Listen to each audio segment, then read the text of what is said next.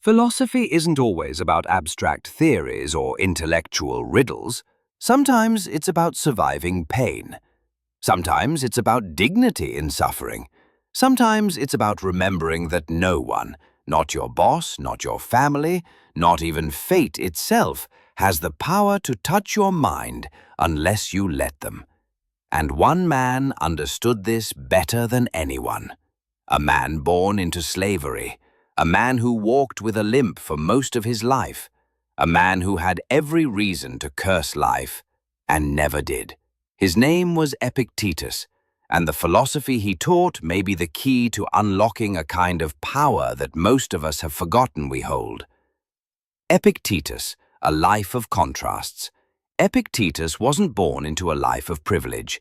He was born a slave in the Roman Empire, his body not even his own. His master, a powerful Roman, reportedly broke his leg in a fit of rage. Epictetus walked with a limp for the rest of his life, and yet he never complained. He believed, more fiercely than anyone, that your true freedom has nothing to do with your surroundings, not your wealth, not your health, not your status. He believed that your freedom lives entirely in your mind. This isn't motivational fluff. This is the hardened truth of a man who lived on the lowest rung of society and still managed to become one of the greatest philosophers in history. He didn't just preach endurance, he embodied it. This isn't self-help, it's soul-help. Now let's be clear, this isn't a self-help video. This isn't about 5 ways to be more productive or how to crush your goals before 7 a.m. This is deeper than that. This is about soul help. Because Epictetus didn't teach people how to achieve more, he taught them how to suffer less, how to remain unshaken in the face of chaos, how to be inwardly invincible even when everything outside is falling apart. He believed that the key to life wasn't in changing the world, but in changing your relationship to it. What you control versus what you don't. One of Epictetus' most powerful teachings was this: some things are up to us, and some things are not. That sounds simple, but it's radical. What's up to you? Your judgments, your choices, your reactions. What's not? Everything else. Your job status? Not up to you. Other people's opinions? Not up to you. Whether your body gets sick? Not up to you. But how you think, how you act, how you endure, entirely up to you. That idea changes everything, because we spend most of our lives clinging to things we can't control and ignoring the power we can. Epictetus says, flip that, let go of what's not yours and own what is. True power isn't loud. Imagine this. You're insulted in public. You lose your savings. You're stuck in traffic, late to something important. What do? Most of us lash out, or spiral inward, or blame the world. But Epictetus taught that true power is quiet. It's the calm mind, the self-contained spirit. It's the person who remains composed, not because they suppress emotion, but because they've trained themselves to know what actually matters. Power isn't controlling the world. It's controlling yourself in the face of the world. Freedom without permission. People today talk a lot about freedom.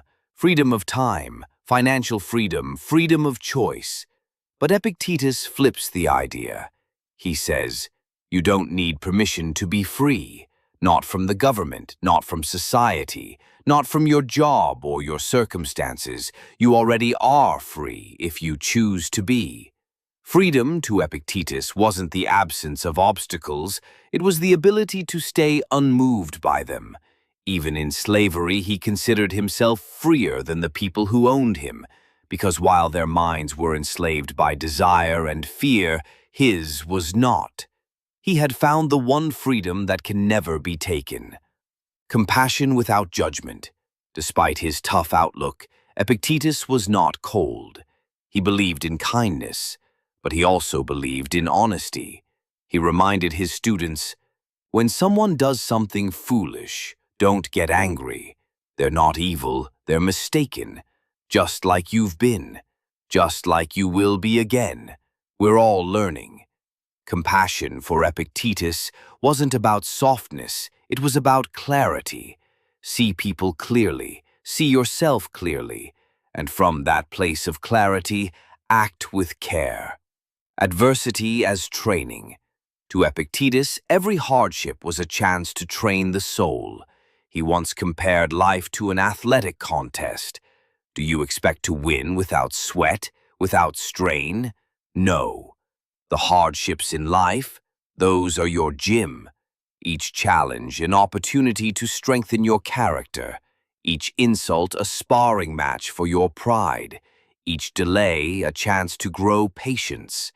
He said, difficulties show a person's character, so when trouble comes, think of it as a test and ask, what part of me will it strengthen?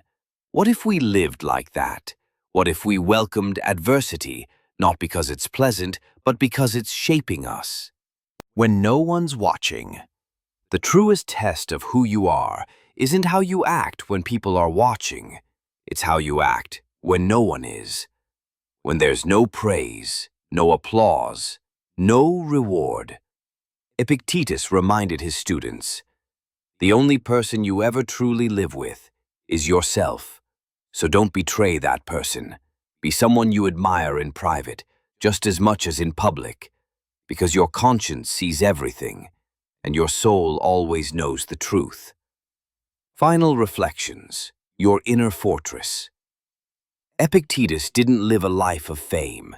He didn't seek power. He didn't die wealthy, but he lived with more strength, more clarity, and more peace than most kings. He believed that no one could harm you unless you allowed it. He believed that your mind was your kingdom, and it's time to reclaim it.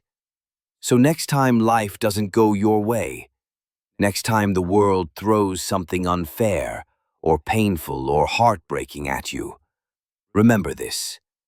You are not what happens to you. You are how you respond.